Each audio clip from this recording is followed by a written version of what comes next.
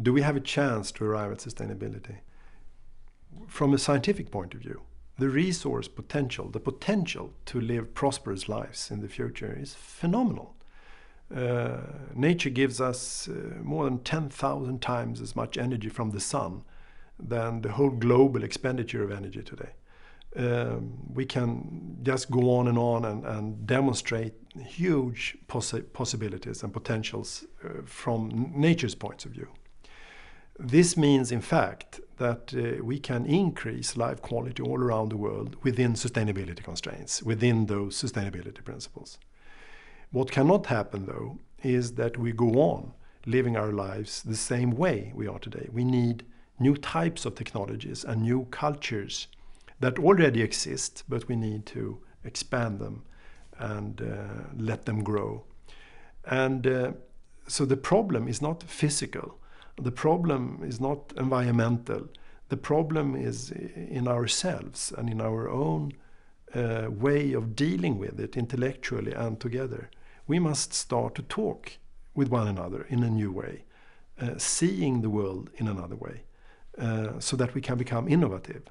So there are no constraints as regards technique, no constraints as regards money, because it would be ridiculous. It's like asking, can we afford to survive? I mean, we simply can't go on talking like that with one another. But we have a problem. Who is going to pay for what and when? And that's about negotiation. So the constraints are not physical or scientific. The constraints are in our own hearts. It's about leadership. Who will start becoming a good guy in this system? And we indeed have a number of those, and they are growing in numbers.